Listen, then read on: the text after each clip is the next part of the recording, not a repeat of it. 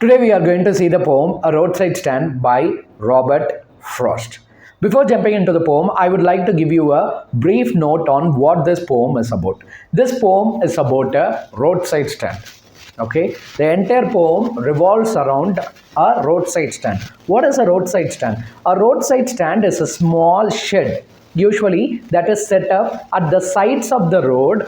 Okay, usually set up at the sides of the road to sell some small things to the people who pass by that road in their vehicle.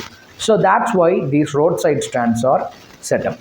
And here Robert Frost talks about roadside stands set up by people from rural area. So rural area refers to village side.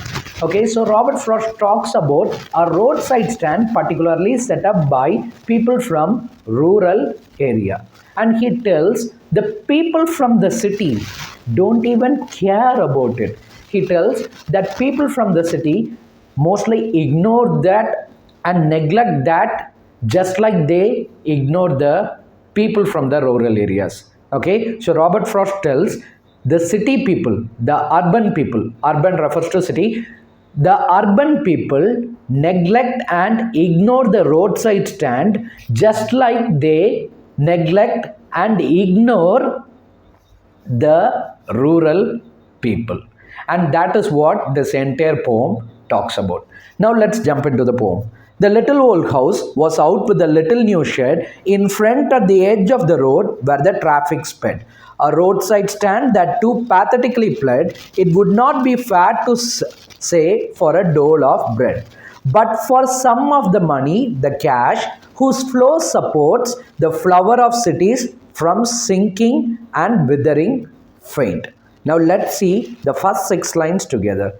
The little old house. Okay, there is a little old house, and the people in that little old house have set up a shed in front of their house, and this shed is a roadside stand.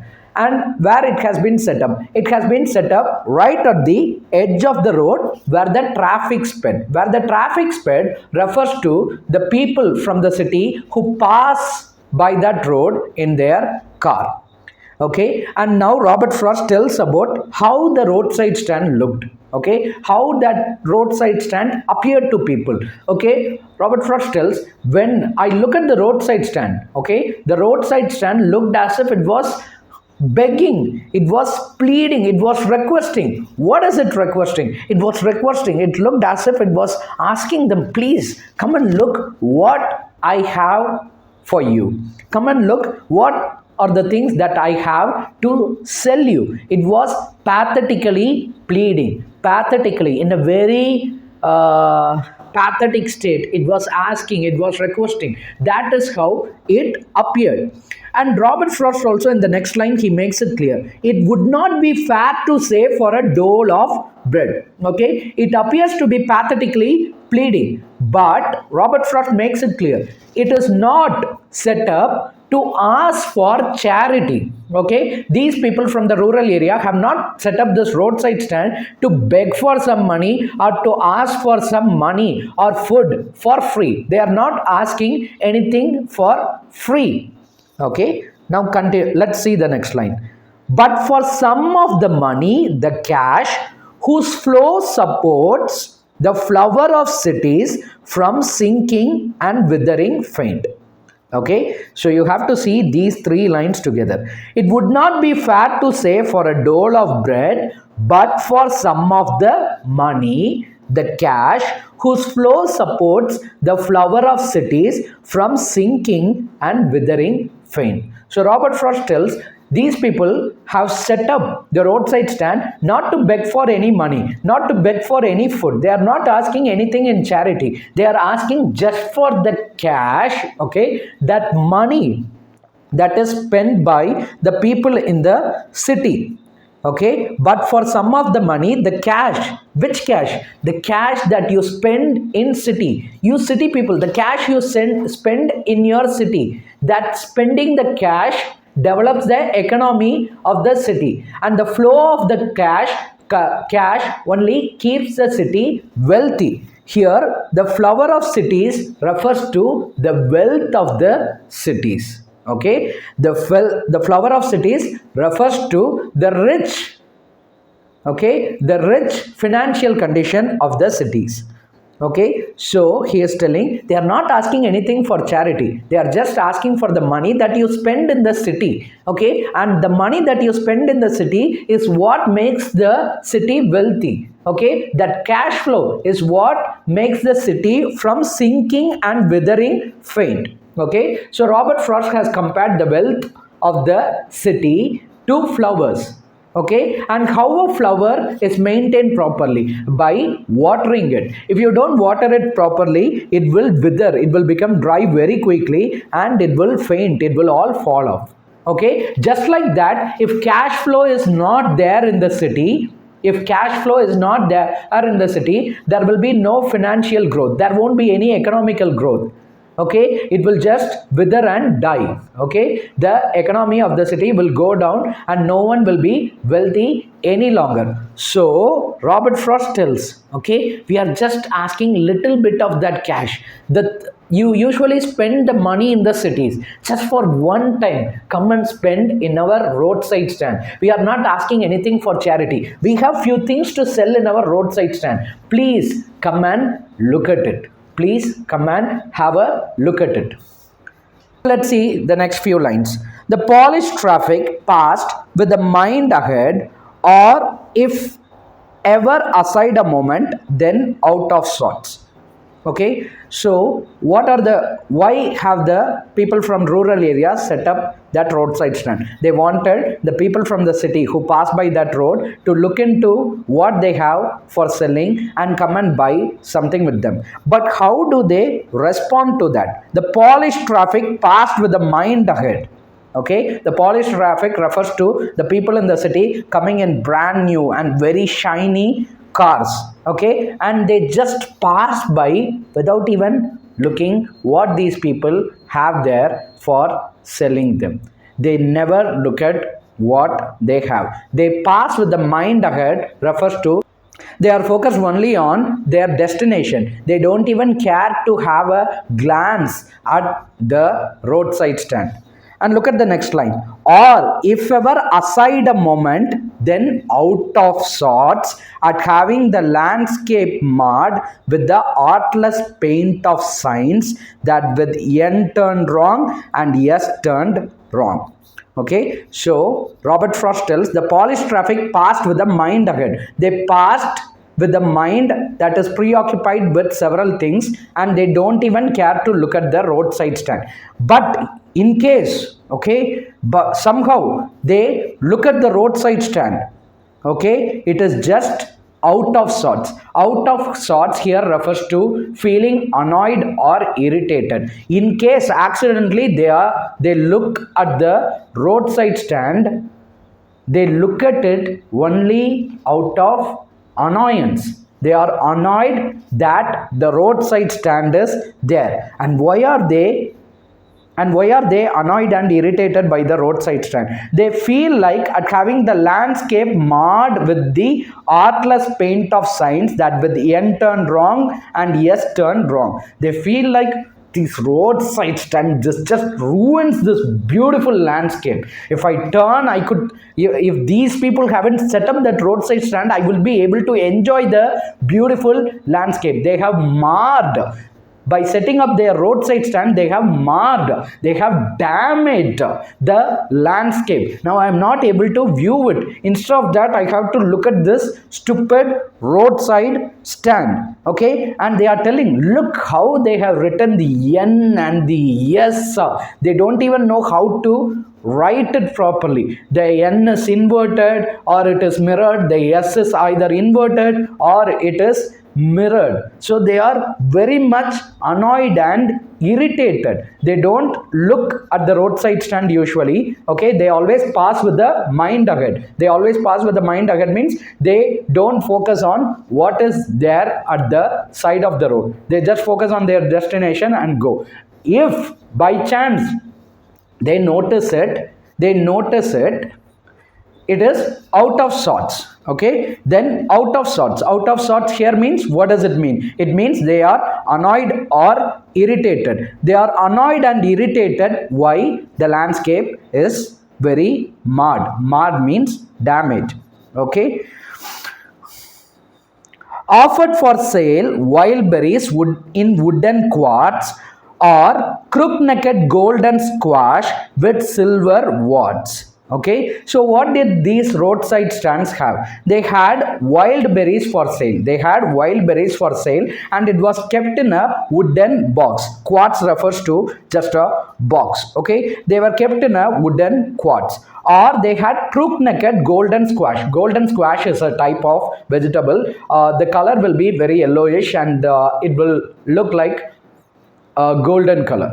Okay, so what do these people in the roadside stand have? They have wild berries and golden squash. And how is the golden squash? It is crook-necked. Okay, the neck of the vegetable is crooked. It's not straight, it's crooked, and it has small silver warts. Warts means tiny growth above the skin of those vegetables. Or beauty rests in a beautiful mountain scene. You have the money, but if you want to be mean, why? Keep your money and go along. Okay, and there is also beautiful scene there. If you get out and go, you can also enjoy the beautiful scene. Okay, and the poet is telling, you have the money, it's your money, but if you want to be mean, keep your money and go along. So what is the poet telling? Robert Frost is telling, you have the money, okay, but if you want to be mean, okay, you have the money, it's your money. Okay, we are not forcing you to spend it on the roadside stand, but if you don't want, just shut your mouth and leave the place. Okay, go ahead with your work. Why are you being so mean? Okay, why are you being so mean? You are not going to buy anything from them. Why are you worried about how they have set up their roadside stand? You just mind your own business and go. If you don't want to buy anything from them, don't give any mean comments on what these people are doing. And Robert Frost tells, the hurt to the scenery wouldn't be my complaint. Okay, Robert Frost is telling, to me, that what they tell us, damage caused to the scenery, that is not my complaint, so much as the trusting sorrow of what is unsaid. He tells, I'm just worried about the sorrow of these people. These people have plenty of sorrow. They are not living a rich, affluent life. Affluent means very wealthy life. These people are not living a very rich and affluent life. They are just living a poor life. Okay, they are barely making in life. They are trying to earn. They are barely making it in life. They are barely making it in life. So they want to enjoy little more money. They wish to have little more money in their life, so that they could also enjoy the life just a little more like the people in the city.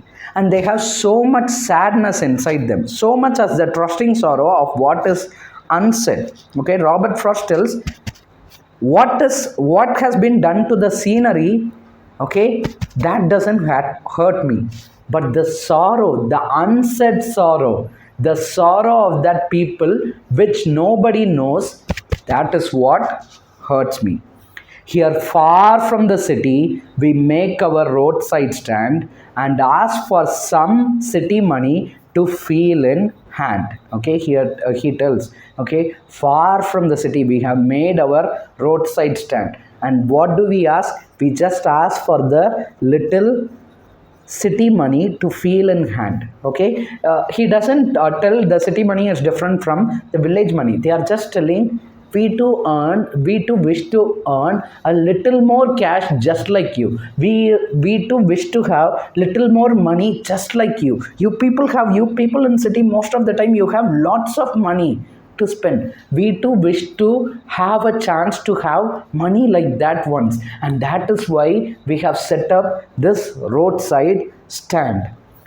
to try if it will not make our being expand, and give us the life of the moving pictures promise that the party in power is said to be keeping from us. Okay, and why we have set it up to enjoy, to have that money in our hand, and to try if it will not make our being expand. Okay, we are also doing this thinking that it will enhance our life, it will make our life better, it will make us live a better life, it will expand our life, refers to having a better life in terms of health and wealth.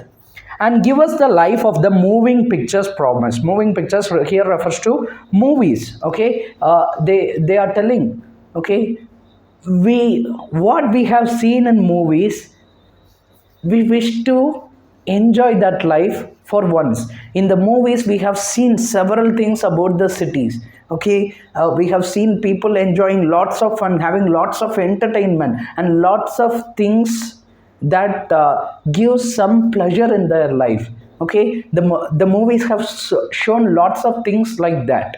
We too wish to experience that life once, and that is why we have set up this roadside stand, just to earn little more money, so that we too will have a little more pleasure in our life, little more fun in our life, little more entertainment in our life.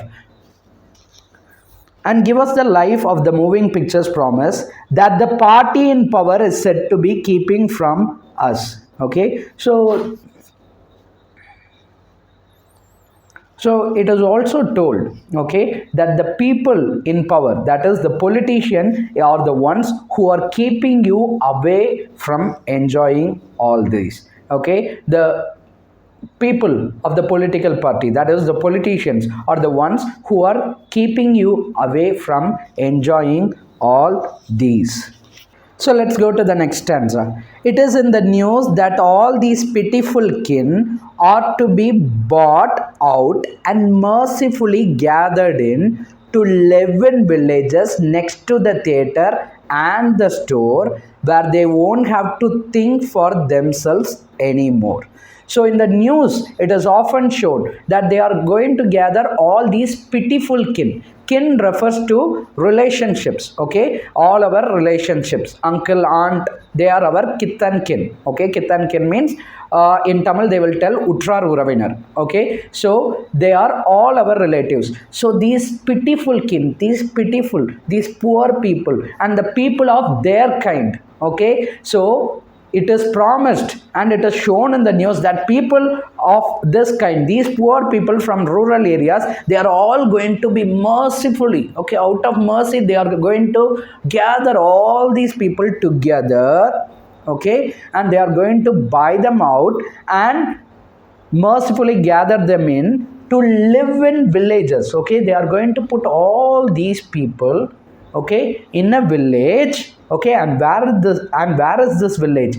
Next to the theater and the store, where they won't have to think for themselves anymore. Okay, it's rhyming, store anymore. So what have they planned? It's in the news. Okay, these people will be gathered together and they will be put in a village. And what do you have near the village? Theaters and stores. Yeah, that's what is very essential for life. If I get sick, I will go to a theater and get healed. Okay, and if I want education, I will go to the store and sit there and learn something. Okay, what store? Supermarket. What am I going to get in the supermarket? Okay, so the poet is telling, Robert Frost is telling, they are telling, we are going to mercifully, out of mercy, we are going to gather all these pitiful kin, these people of same kind, these poor people, we are going to gather them and put them together in one village right next to theater and store. Okay, they are telling we are doing it out of mercy.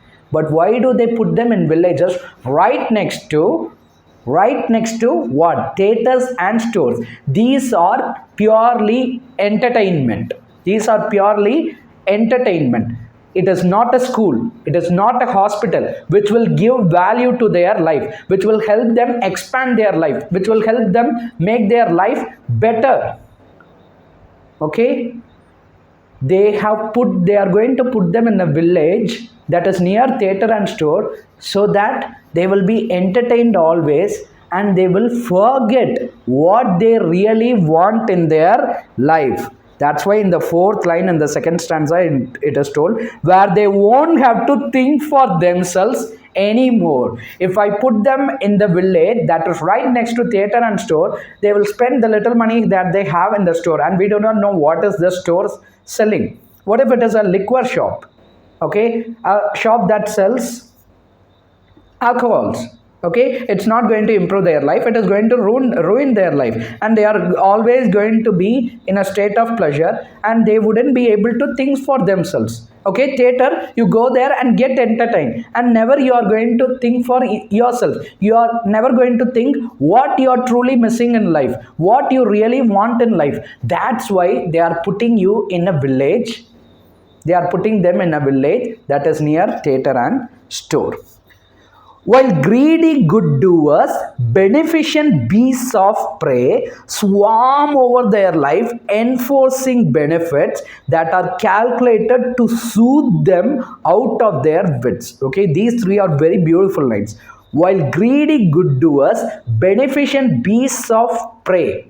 Okay, greedy good doers. Okay, these or oxymoron. Greedy good doers. Oxymoron means two opposite words coming together to give one meaning.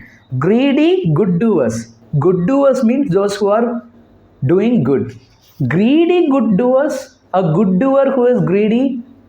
What does Robert Frost mean? And beneficent beasts of prey. Beast means a wild animal, something that is very wild and ferocious. But beneficent beast, a beast that is helpful. Here, greedy good doers and beneficent beasts or oxymoron. So what Robert Frost is telling us, he is referring to the politicians. Okay, he is referring to the politicians. He tells these people who come and promise you, swarm over their lives. Swarm is usually is a collective noun used for honeybees. Okay, honeybees, they swarm, or swarm of grasshopper, swarm of crickets, insects that come together as group. Okay, these politicians just come together in group and they promise them this and that. Okay, these are people who promise them this and that. I will do this for you. Okay, good doers, I will do this for you. I will bring schools here, I'll bring colleges here, I will bring hospitals here. They tell I will do, I will do, I will do. We do not know whether they will do. Okay, so they are telling they are good doers, but what kind of good doers? Greedy good doers. Are they really going to do it for the people's benefit or for their own benefit? That is why Robert Frost refers to these politicians as greedy good doers. They promise to do these good things not for the benefit for their people, but their own benefit. Okay, they already have more wealth and they want to accumulate more and more by falsely promising good things for these people. That's why Robert Frost addresses them as greedy good doers.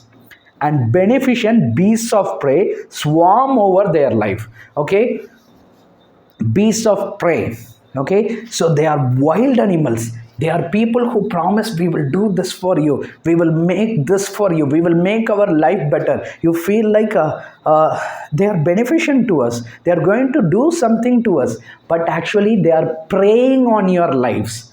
Okay, these politicians, they are preying on the lives of the people. Okay, they appear to be a beneficent people. Okay, people who will help you, but actually they are using you to make themselves better, swarm over their lives, enforcing benefits. So these people come, okay, like grasshoppers, like cricket, like bees. Okay, they swarm and come and promise, I will do this, I will do that. Okay, they are enforcing, they will push you. If you elect me, this will be given as free, I'll give you a TV, I'll give you a laptop, I will give you a bike. Okay, they are enforcing, they are pushing these free things onto them that are calculated to soothe them out of their wits. And why do they tell we are going to give this and that? Okay, all these are not randomly done. They have cleverly planned it out. Calculated here refers to cleverly planned. Okay, they are telling, if you elect me, I'll give you TV, I'll give you TV, I'll give you bicycle, I'll give you laptop. Okay, those are good things. Okay, it will be helpful for many people, but that is not the main reason for electing someone. It is to rule well. By enforcing these freebies, by promising us these freebies and everything, okay, what they are telling, they are soothing us out of their wits. We are forgetting what we should really do. Okay, why should we really vote? Okay, why do we want this person as a leader? We are totally forgetting the way we should think, the way we should think and vote, and we are looking only at the freebies. So by enforcing, okay, by forcefully, without even us knowing, by giving us all these free things, okay, calculated, cleverly planned, they soothe them out of their wits. Carefully, very in a very soft way, they make us stupids out of our midst, means they make us stop thinking. And by teaching them how to sleep, they sleep all day. Okay, and they are telling, if after doing all this you will have a very pleasant life, you will be living a wonderful life, you will be sleeping peacefully.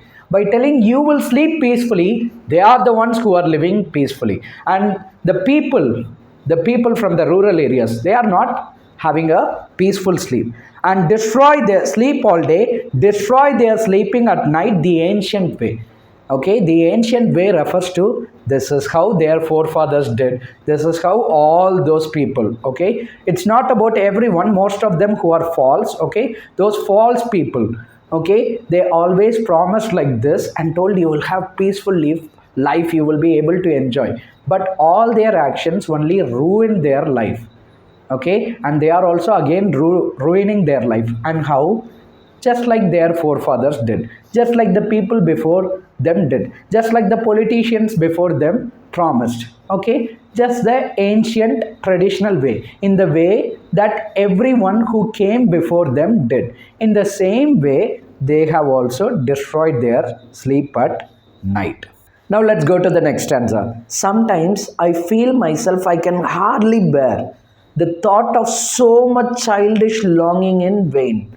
So Robert Frost is telling, sometimes I find it very difficult to bear. Okay, hardly here means I find it very difficult to bear. What does he find very difficult to bear? Okay, the rural people who have set up that roadside stand are trying to sell their produce, that is their fruits and vegetables, and they are eagerly expecting that at least one person who passes by this road in his car will come and buy something. So longing means eagerly expecting.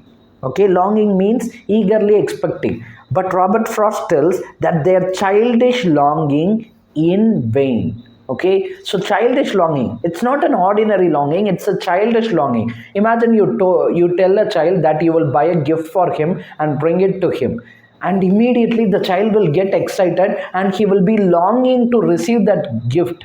He will be waiting eagerly to receive the gift. Just like that, the roadside stand, the people who are selling their produce in the roadside stand, they are eagerly expecting at least one,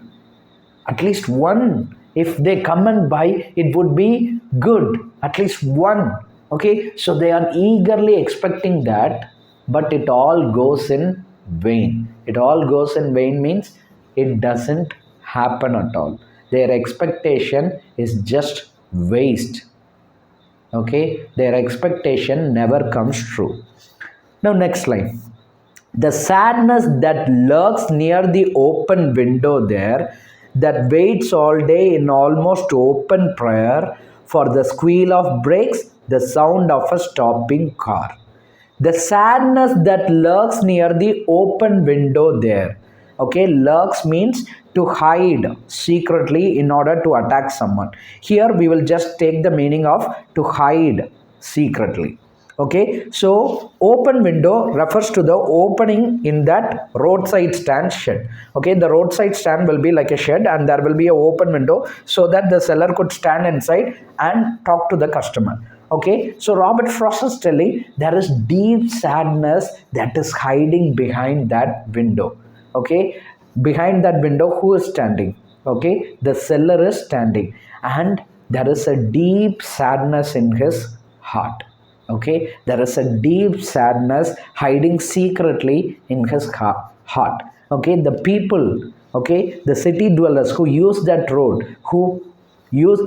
driving their shiny new cars, driving their shiny cars, they don't even look at them. But Robert Frost tells there is deep sadness in the person who is standing behind that window. Okay, sadness lurks, sadness secretly hides in their heart.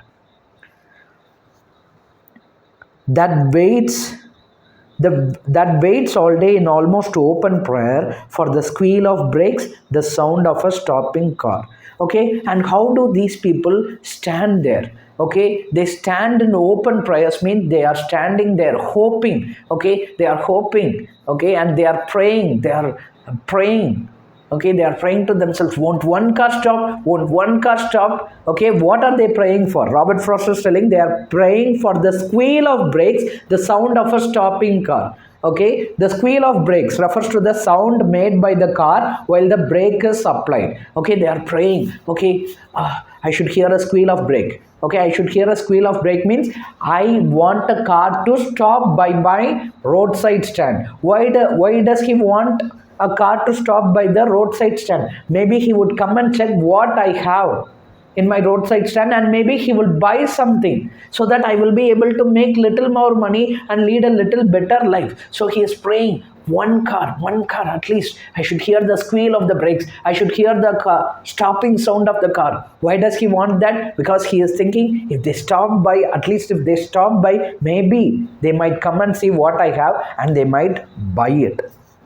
And then, of all the thousand selfish cars that pass,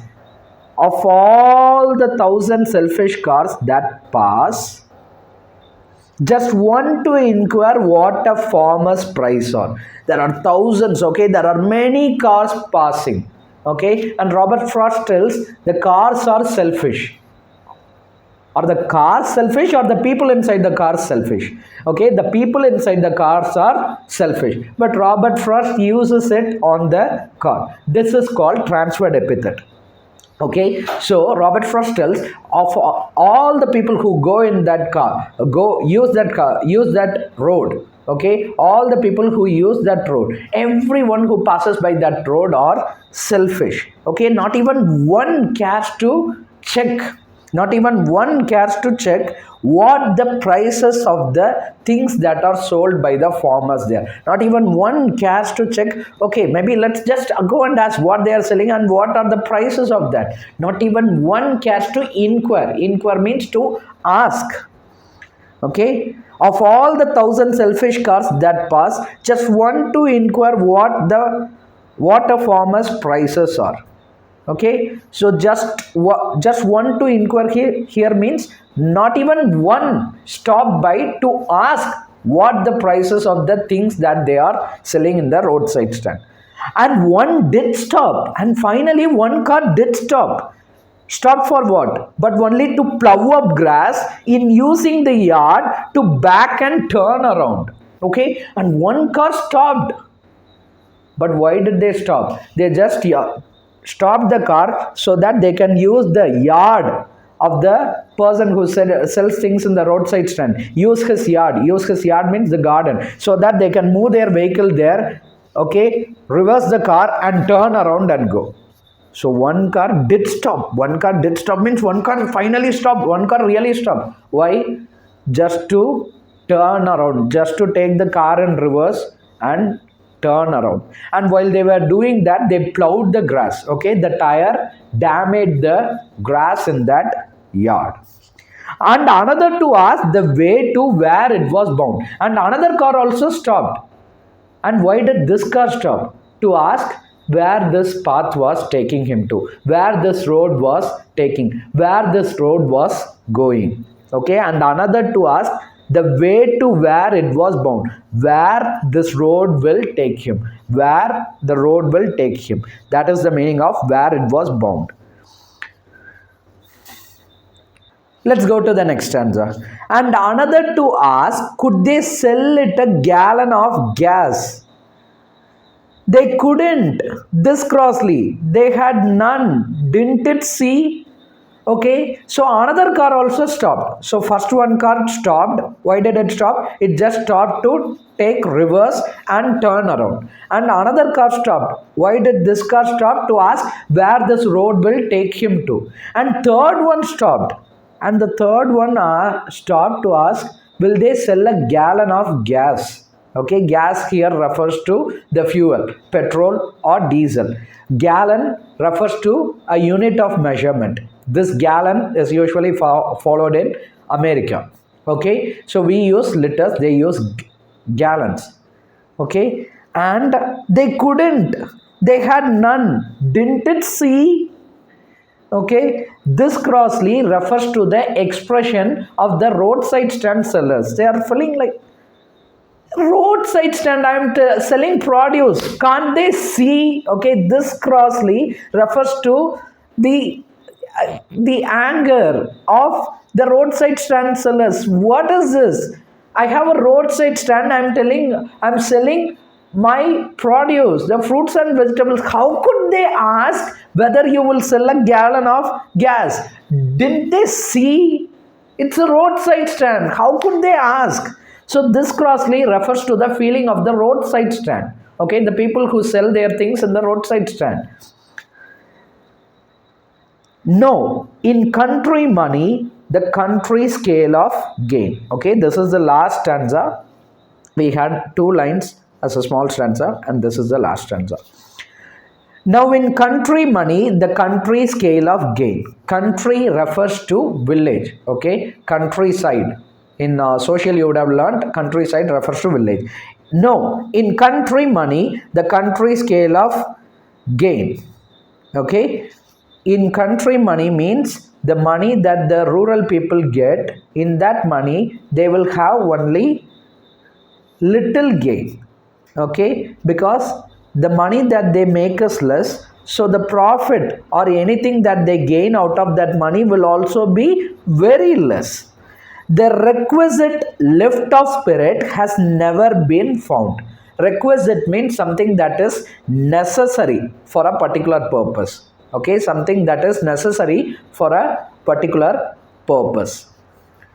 The requisite lift of spirit has never been found. The thing that will help them lift their spirit, that will help them feel better, that will make them feel better, it was never found. They were never able to find that thing, okay, that little more money, okay, that will make them feel better, that will make them live a better life. They were never able to find it. Or so the voice of the country seems to complain.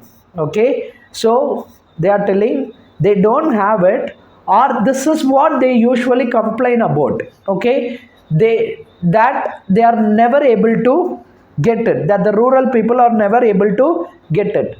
I can't help owning the great relief it would be to put these people at one stroke out of their pain. And Robert Frost is telling, he is feeling so painful. He is telling, I can't stop thinking. I can't stop thinking. The great relief. Instead of these people suffering each day, every day they are trying something so that they could earn little more money and live a better life. They can expand their life. Okay, to live a better life, they have put that roadside stand. They are trying something. They are not begging. They are trying something so that they could earn and live a better life. Robert Frost tells, every day instead of suffering, if they are all killed on one day, I can't help owning the great relief it would be to put these people at one stroke out of their pain. Instead of suffering every day little by little, I couldn't get rid of this thought. If I have the power, I'll just let them be killed at once so that they won't have suffering. In one stroke they will all die, so that their life ends there and no more suffering is there.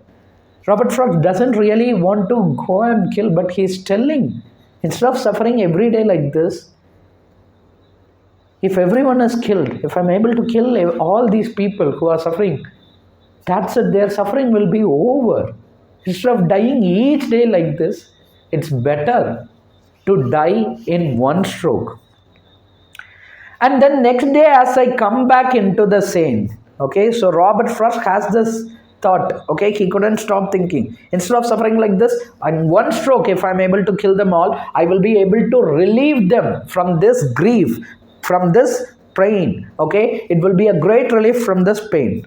And the next day he is telling, but the next day when I came to sanity, sanity means rational thinking, thinking properly, I felt, I wonder how I should like you to come to me and offer to put me gently out of my pain. Okay, so finally he is talking to us, the readers, he is talking to you. The next day when I come into sane means when my mind is all right, when I'm thinking properly, I am thinking how you should come to me, how you, the reader, should come to me and offer me, okay? And offer me means help me to put me gently out of my pain, okay? I want you to come and do something so that I will die. Do something and kill me so that I wouldn't have to bear this pain, so that I wouldn't have to see these people suffering and get hurt and feel painful. So just come and offer me this. Gently put me out of my pain. Come and kill me. Come and kill me so that I will also die and I will never see these people suffering again. And that's the poem.